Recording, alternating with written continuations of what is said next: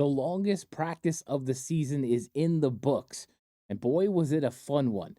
San Francisco 49ers had players stepping up, including veterans making a move on offense, while some guys who maybe have been flying under the radar started to make a push to potentially make this team. Some surprise misses of practice for some players who are on the bubble and need to make this roster. And Brock Purdy was doing Brock Purdy things, hitting deep passes and making plays down the field, but he wasn't the only one. All that and more in this episode of 49ers Cutback.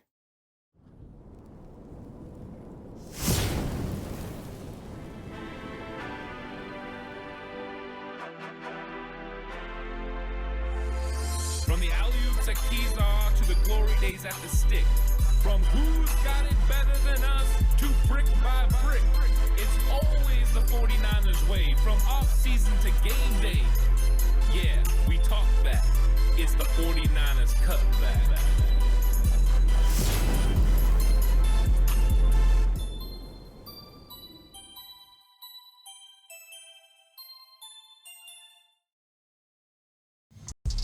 Iron sharpening iron has never been so clear in the San Francisco 49ers practice today. It was an absolutely fun one. And I've been to short practices and I've been to the longest, most grueling practice, which happened today. The 49ers were getting a lot of work done, and it wasn't one position that was making plays. It was pretty much across the board. There were wide receivers that made things happen today. Tight ends, running backs, offensive and defensive line, both making plays. Linebackers stepping up and making plays. Defensive backs shutting receivers down. It was one of those things where it was back and forth. Competition was definitely flying, and it was enough to get people's intensity up a lot. It felt like a lot of times these guys were going out there and really giving their full number one best effort they possibly could. And you could see competition is breeding competition, and it's making the whole team elevate. And so it was a fun practice to watch. We got to see guys stepping up. We got to see some guys that maybe you were starting to think of as an afterthought kind of step up. So I'm looking forward to talking about this practice because it was a practice that I think the 49ers needed. I thought yesterday's practice, and if you watch my report from yesterday, I thought yesterday was a good practice. I thought it was kind of back and forth. And I think that's the name of the game. You want to have those teams that go, the defense gets you one time and the offense gets you the next. And I think that's what we're going to start. That's what we're going to start seeing every day at practice, healthy competition. But there's guys that are stepping up and making plays. And you expect it from the usual suspects. You expect Brock Purdy and George Kittle and Christian McCaffrey and Deebo Samuel to make plays. But when you start hearing guys like Danny Gray or Chris Conley or Trent Taylor, or guys like Eric Saubert or Jake Tungus, they're making plays as well. And you're like, wait a second, we've got some other guys stepping up and making this a competition where maybe it wasn't exactly looking like a competition, but they weren't the only ones because it felt like everyone was getting involved. And that's what you like to see when guys who you want to see do well are doing well, and guys you didn't expect to do well are doing well. Then what you get is a firm competition. And I will say this, training camp battles are heating up. There's going to be a lot to be determined on the field when it comes to the preseason. These preseason games mean a lot to about 25 to 30 of these San Francisco 49er players. They have to go in and they got to show up and show out, and they got to put a lot of good film out about their special teams play as well. Not just what they do at positions, but also special teams. It's going to be a huge competition. So we'll get into the ins and outs of practice with a lot of detail and maybe some different type of interpretation of some things I saw. I was watching the drills intently over the last 2 days, and so I got some takeaways from it. Please like and subscribe to the channel if you haven't already. I really appreciate it. If you're listening on audio platform, 49ers Cutback on Believe, please give it a 5-star rating. And if you're going to bet with Bet Online. Bet Online is the world's most trusted betting platform and your number one source for everything online sports betting. Right now, you can receive a 50% free bet of up to $250 on your first deposit. You bet on anything from the Olympics to baseball to Formula One racing. Bet Online is every stat, every matchup, and even live odds and spreads while the games are being played. When the game's over, head on over to our online casino and get in on a game of blackjack or poker, or unwind with one of our over 150 slot games. Head to the website today to get in on the action. Use the promo code BELIEVE, that's BLEAV, for your 50% free bet credit on your first deposit up to $250. Bet online, the game starts here. So let's do what we always do. I'm always paying attention to who's going to be out on the field, and I do my best to try to make everyone aware of who's missing practice and who is there. Now, Brandon Ayuk was spotted near the weight room, so he was watching practice from a distance, wasn't participating, of course, and not really seen on the field. I think he's staying more incognito right now, but he was spotted. A surprise ad was Darrell Luter Jr., who wasn't at practice. Curtis Robinson, the linebacker, continued to do work on the side field. He's running and working things out. Logan Thomas dealing with the hamstring. We did not see him, so I saw him last week. We haven't seen him this week in block 3. Isaac Grendo still hamstring. Pat Elflin, he's still dealing with a calf. He just got there yesterday. I was excited to see him, and then he injured his calf.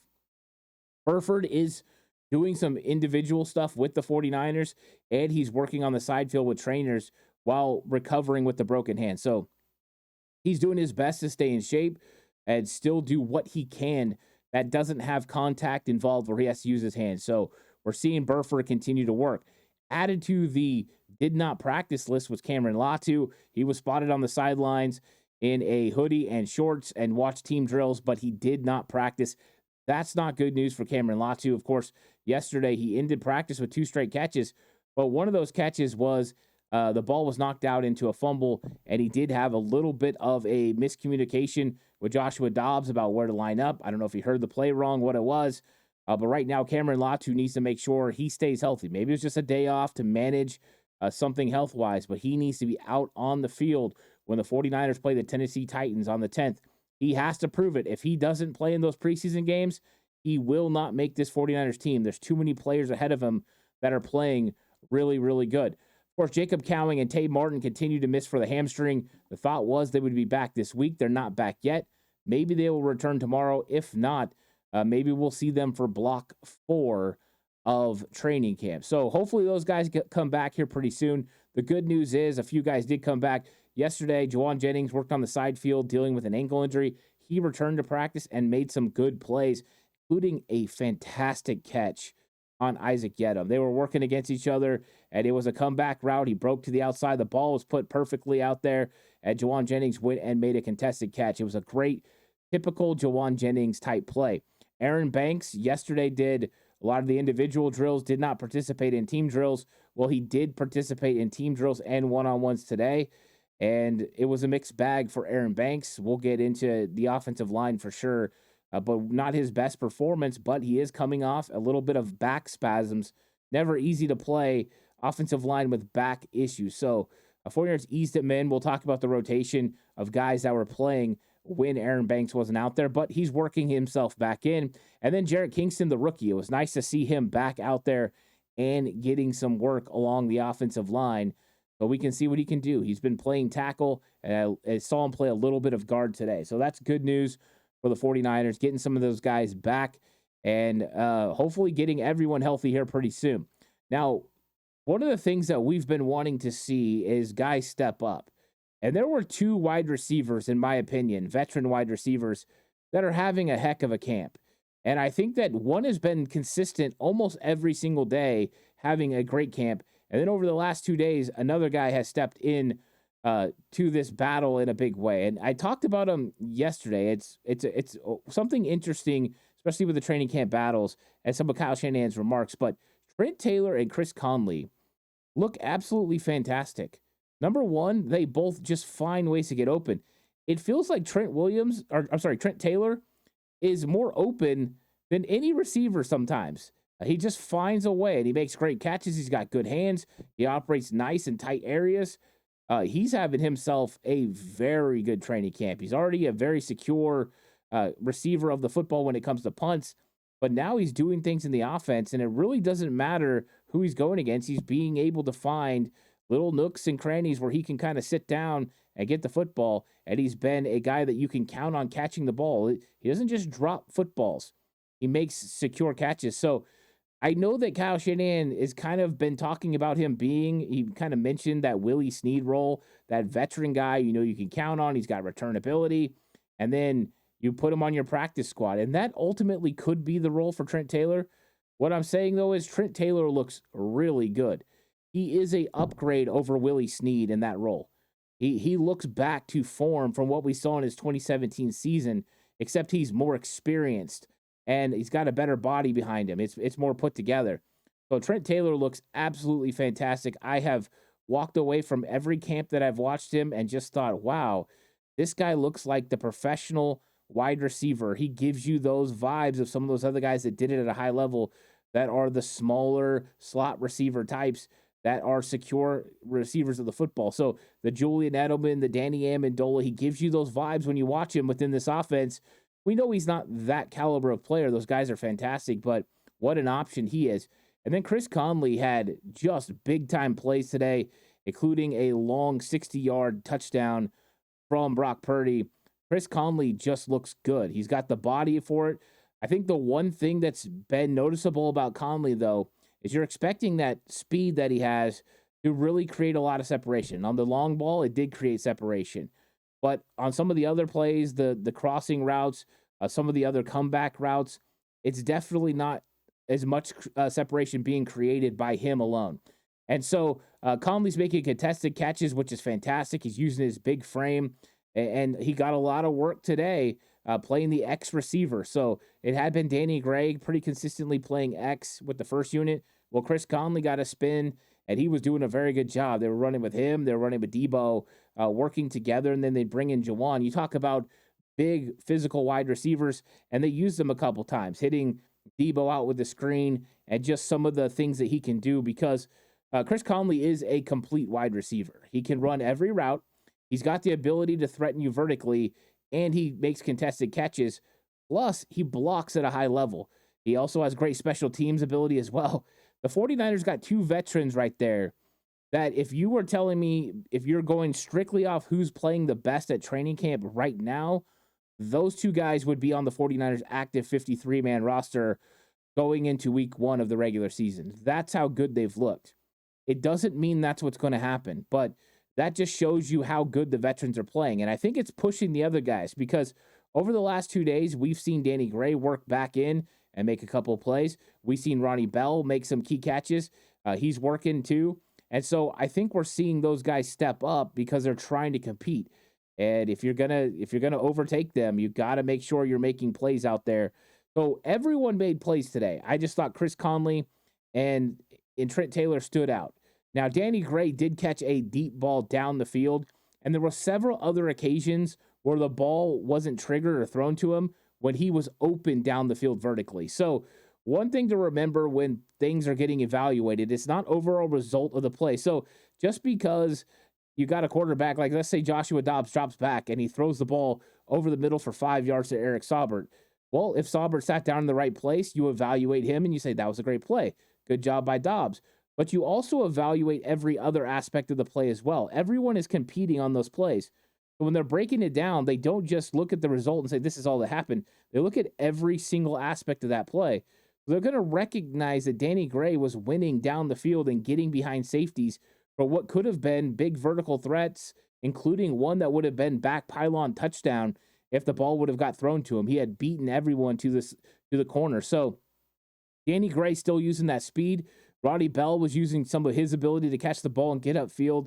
But we've got a very healthy competition at wide receiver. There's so many elements to it. I think this one's going to be Kyle Shanahan's preference on this. You got the speed, you've got the competitiveness, you've got guys who have the veteran leadership. I think it's going to be a lot of fun at the wide receiver position.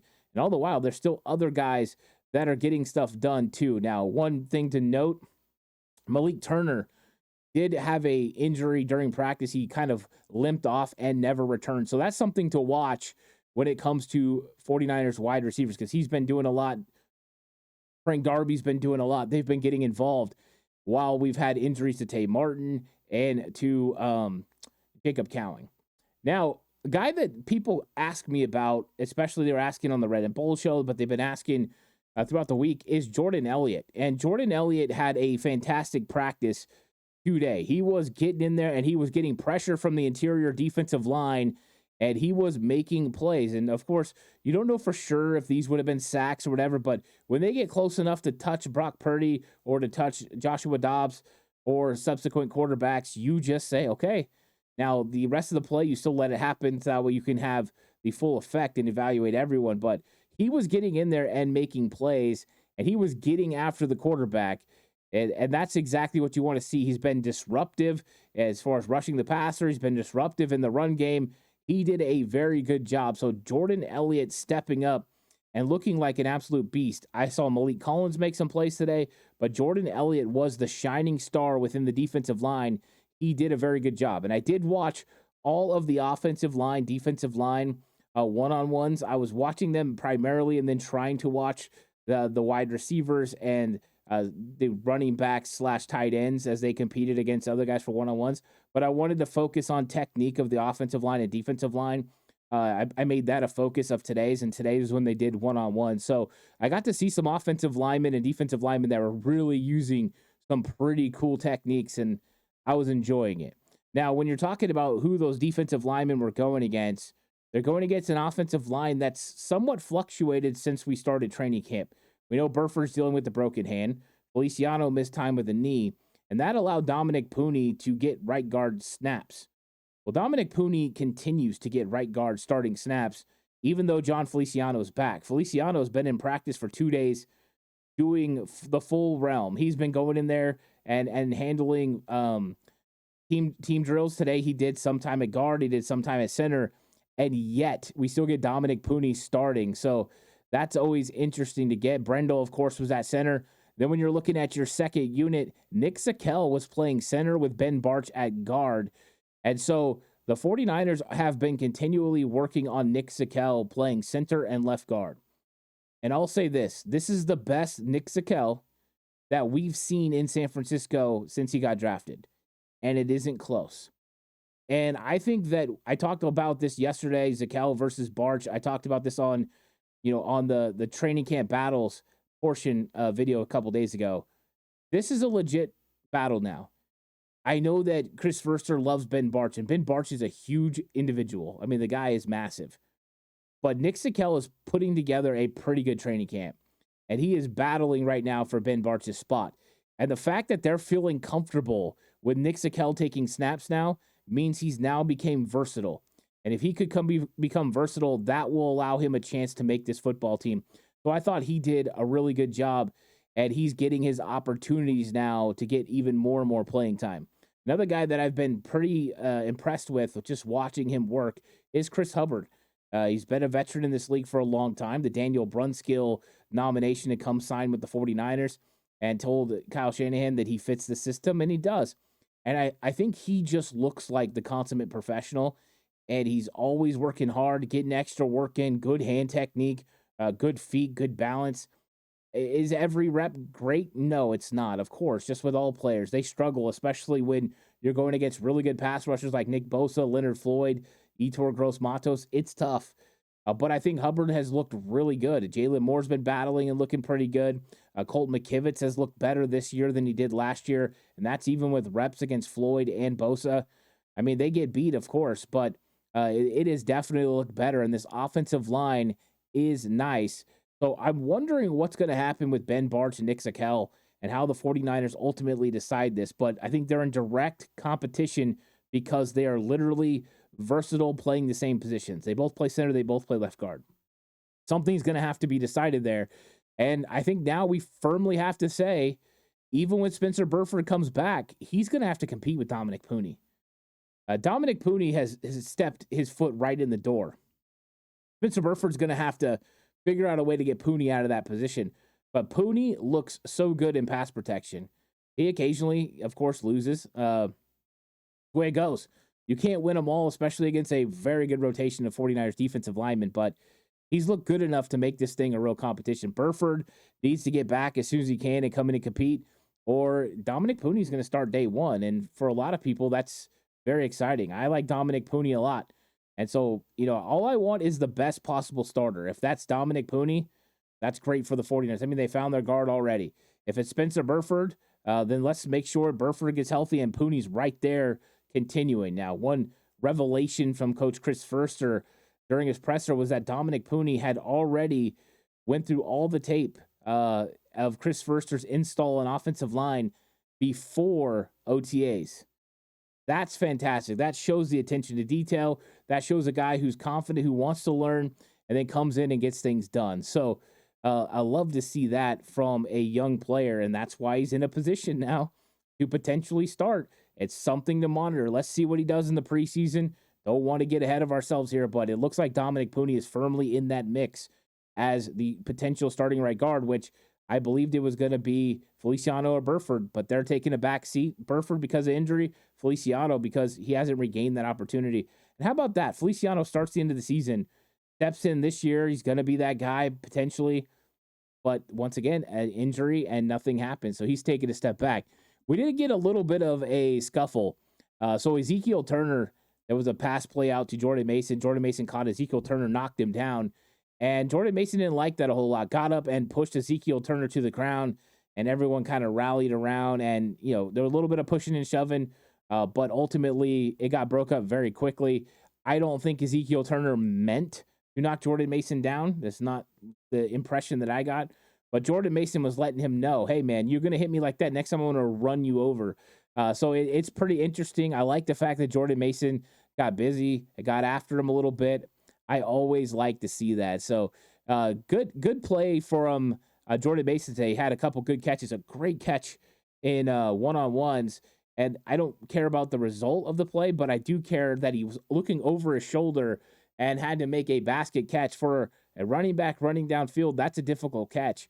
And he did a fantastic job. So that was really nice. You got good days from Deebo Samuel. You got a good day from Christian McCaffrey. McCaffrey doing McCaffrey things. Lines up in the slot and beats Deommodore Lenoir one-on-one on a slant.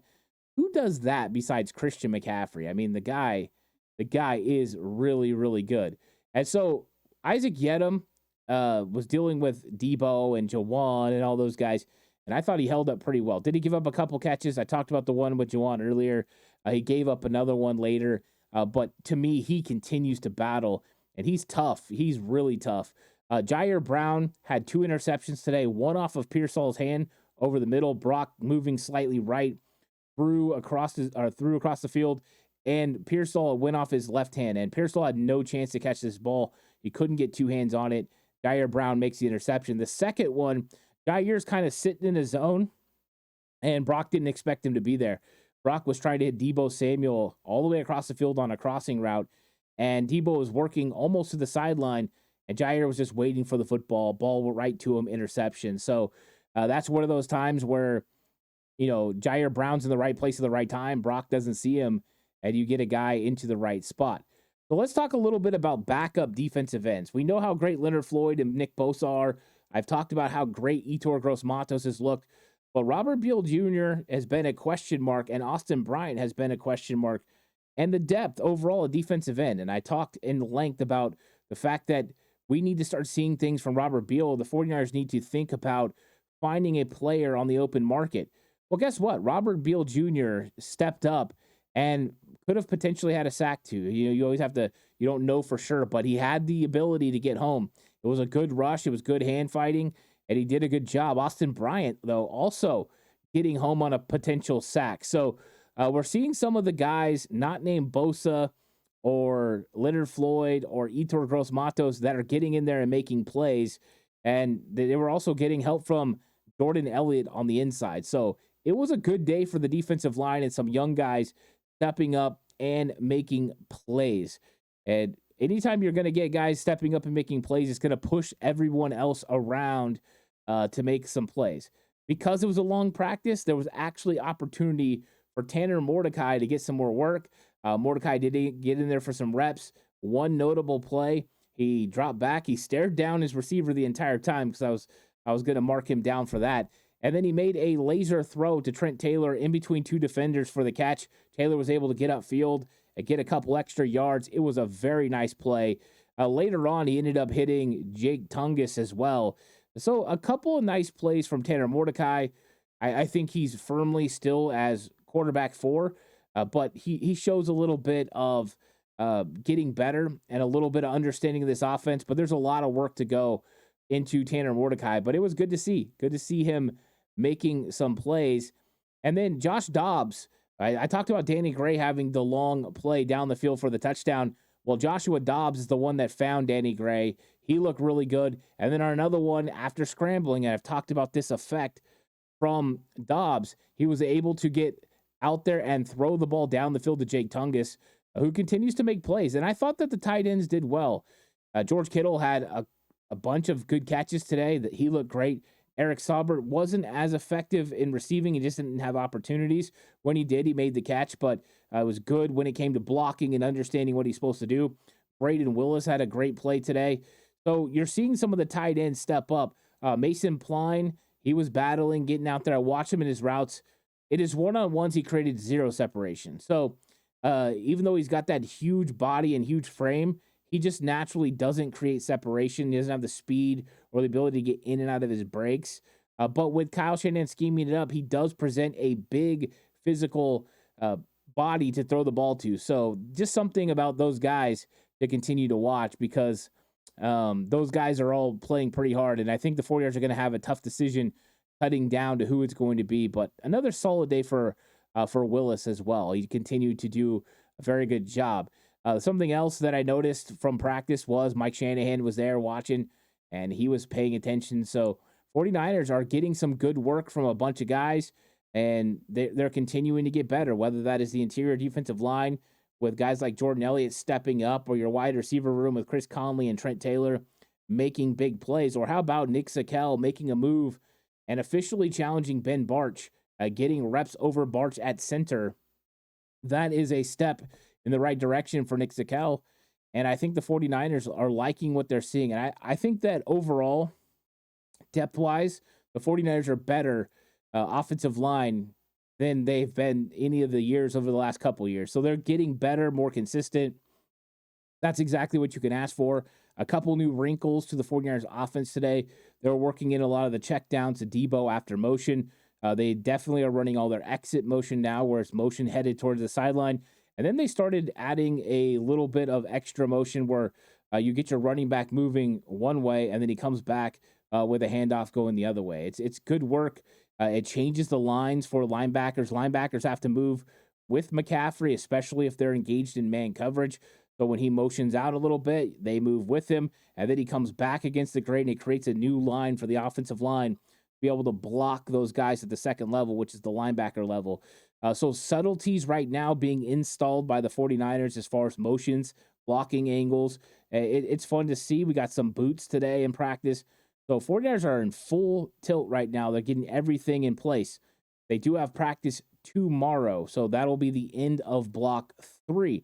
Block 4 will start Tuesday and run Tuesday, Wednesday, and Thursday as they're gearing up for their trip to Nashville to play the Tennessee Titans on Saturday of next week. So you can see how things are working towards it. Wednesday will be Dwight Clark Day. That will be the longest day of practice again as they begin to start tapering down and giving these guys a rest day before they're prepared for that game. So that's also, Dwight Clark Day is also the last day that fans can go to practice, the days that are open for practice. After that, no fans are available to be there. So we're getting close right now to what the 49ers getting to that first training camp, and there is a lot of battles that are going to come from it, and a lot of guys that are stepping up, and some guys now they're getting more comfortable. Guy like Jordan Elliott getting comfortable within this 49ers defense, now stepping up and making plays. It's great to see. Please like and subscribe to the channel if you haven't already. I really appreciate that. And if you're listening on audio platform, 49ers Cutback on Believe. It's available on Spotify, Apple Podcasts, wherever you listen to your podcast. This episode is brought to you by Bet Online. The game starts here. I'll catch you guys on the next one. Until then, stay safe. Remember, the right way is always the 49ers way.